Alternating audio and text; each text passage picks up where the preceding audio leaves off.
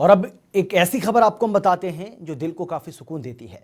साल 2001 में आई अनिल कपूर की फिल्म नायक तो आपको याद होगी, जिसमें अनिल कपूर एक दिन का सीएम बनकर बाजी पलट देते हैं। इस मूवी में एक दिन के लिए एक पत्रकार को सीएम की कुर्सी दी जाती है।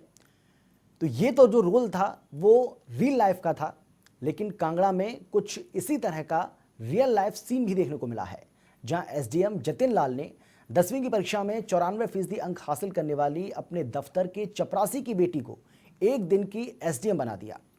इस बेटी ने मेरिट में 34वां स्थान हासिल किया। 14 साल की हिना ठाकुर कल सुबह 11 बजे एसडीएम की कुर्सी पर बैठी और दिन भर कामकाज संभाला। इस दौरान एसडीएम जतिन लाल हिना के साथ मौजूद रहे। हिना ने ऑफिस की बैठकें एसडीएम के मार्गदर्शन में ली। खास बात यह रही कि जो भी लोग हिना के पास समस्याएं लेकर पहुंचे, उन्हें एसडीएम के मार्गदर्शन में उन्होंने सुलझाया भी। हिना और उनके परिवार का कहना है कि ये उनके लिए एक सपने की तरह है और इससे वो काफ़ी खुश भी हैं। हिना ने कहा कि वो बचपन से ही आईएएस ऑफिसर बनना चाहती हैं। हिना गुरुदत्त एंग्लो वैदिक स्कूल में पढ़ती हैं और मूल रूप से शिमला जिले की रहने वाली हैं। हिना के पिता यहाँ नौकरी करते हैं और किराए पर रहते हैं। मैंने 10th में जो 94% मार्क्स सिक्योर किए हैं और ये सोच मेरे पिता ने मुझे दी थी कि आईएएस बनना है, तो मैं इसी से बचपन से इंस्पायर होती गई हूँ। और आज जो है मुझे कांगड़ा के एसडीएम श्री जतिन लाल जी ने आज एक दिन का एसडीएम बनाया है, तो मैं बहुत ही प्राउड फील कर रही हूँ इस चीज़ को।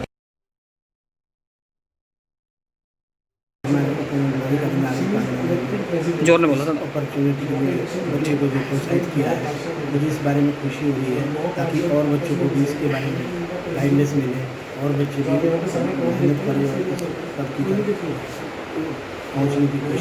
मैं बस एक्चुअली में क्या हुआ कि मेरे जो कचारी हैं उन्होंने मुझे बताया था कि उनकी डॉटर के 94% मार्क्स हैं, तो मैंने उनको आज यहाँ बुलाया था कि हम इसको ऑफिस में सम्मानित करेंगे और इससे मैं पूछूँगा कि इसके करियर वगैरह क्या ऑप्शन है, उनको थोड़ा गाइडेंस दूँ। और जब मुझे पता चला कि इनका सपना आईएएस बनने का है, तो मुझे ऐसा फील हुआ कि क्यों ना उस सपने को आज एक दिन के लिए जितना मैं कर सकता हूँ अपने तरफ से वो मैं करवाऊँ और एक मैसेज दूँ सोसाइटी को भी कि जो लड़कियाँ उनको प्रमोट किया जाए, उनको इंकरेज किया जाए और वो किसी भी तरीके से बेटों से कम नहीं होती है।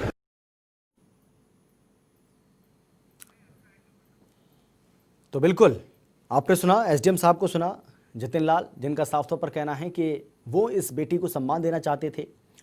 उनके मन में अचानक से आया कि जिस तरीके से 10वीं की परीक्षा उन्होंने उत्तीर्ण की है, वो भी 94% अंकों के साथ, अपने आप में बहुत बड़ी बात है। और यही वजह है कि उनके मन में एक सवाल पैदा हुआ कि क्यों ना इस बेटी को एक दिन एसडीएम की इस कुर्सी पर बिठाया जाए, उसका सम्मान किया जाए। आपको बता दें कि जो एसडीएम साहब हैं, उन्हीं के साथ इस छात्रा के, इस बिटिया के जो पिता हैं, वो चपरासी की नौकरी उन्हीं के दफ्तर में करते हैं।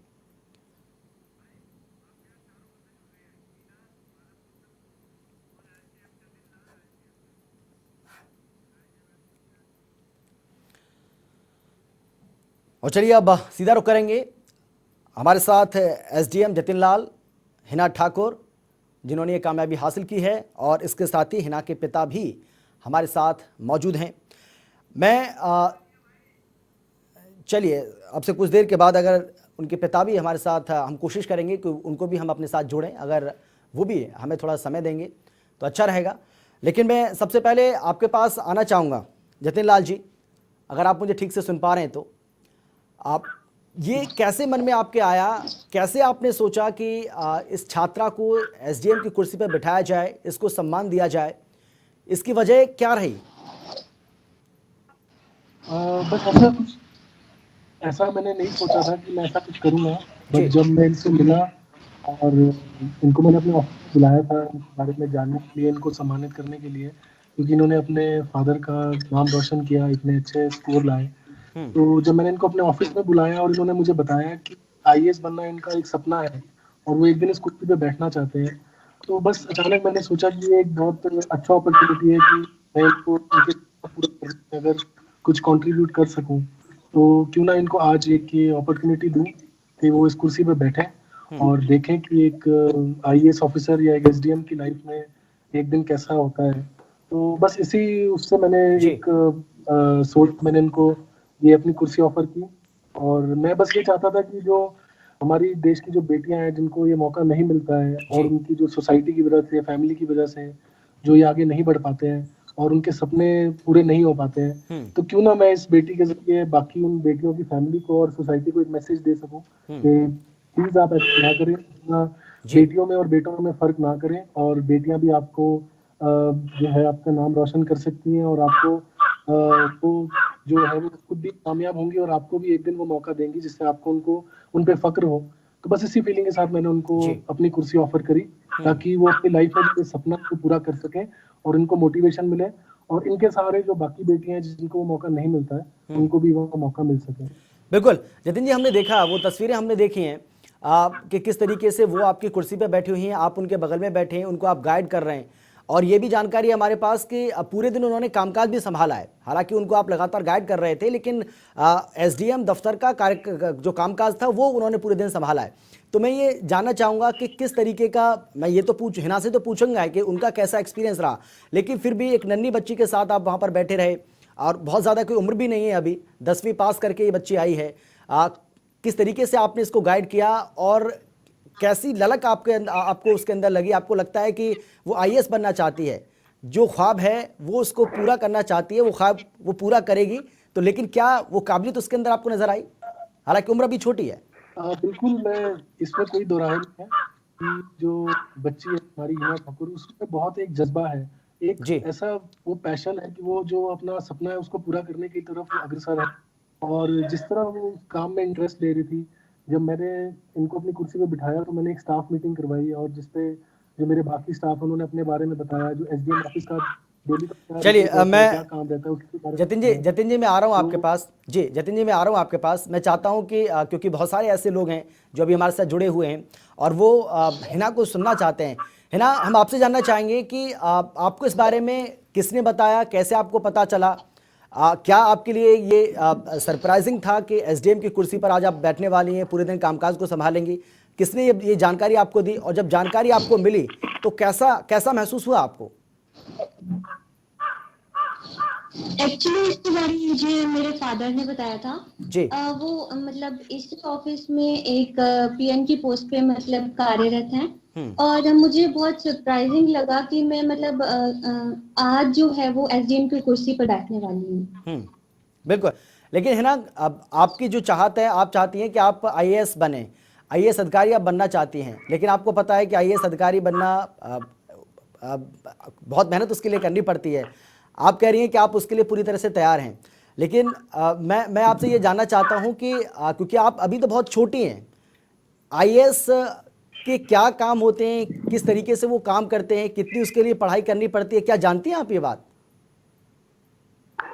ये सब मैं जानती हूँ, और मैंने जो 6 से लेकर मतलब 12 तक हिस्ट्री, जियोग्राफी मतलब इन सब की बुक्स पढ़ना जो है स्टार्ट कर दिया है, और इसके लिए न्यूज़पेपर रीडिंग भी जरूरी है।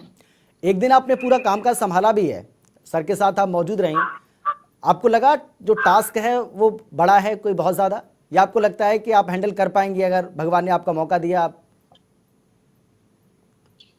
यस, एक्चुअली अगर मुझे मौका मिल जाए तो मैं बहुत मतलब इजीली हैंडल कर लूंगी इसको। बिल्कुल।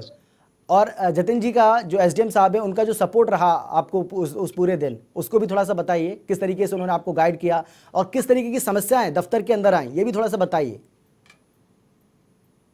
यस, एक्चुअली जब हम मतलब किसी भी नए प्लेस में जाते हैं तो हमें मतलब मुश्किलों का सामना करना पड़ता है जी। बट एसडीएम सर ने मुझे बहुत अच्छे तरीके से गाइड किया।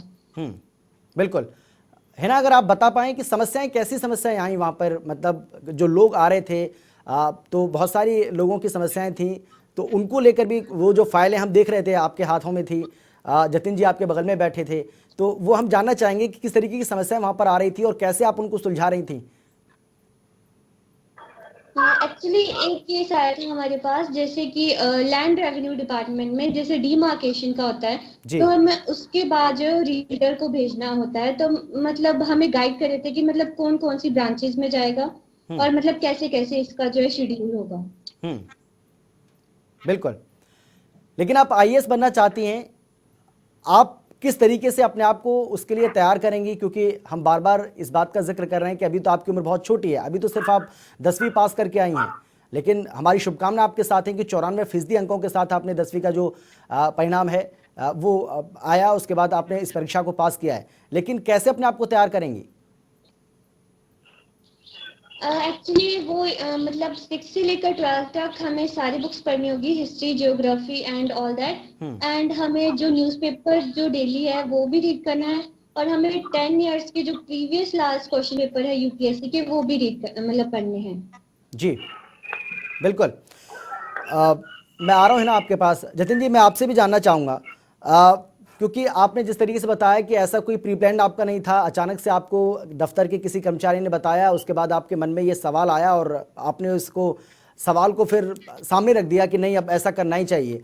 मैं आपसे ये जानना चाहूँगा कि बहुत सारी ऐसी बेटियाँ हैं हमारे प्रदेश के अंदर, देश के अंदर, जो बहुत कुछ करना चाहती हैं, लेकिन कई सारी चीज़ें हैं उनके आड़े आ जाती हैं।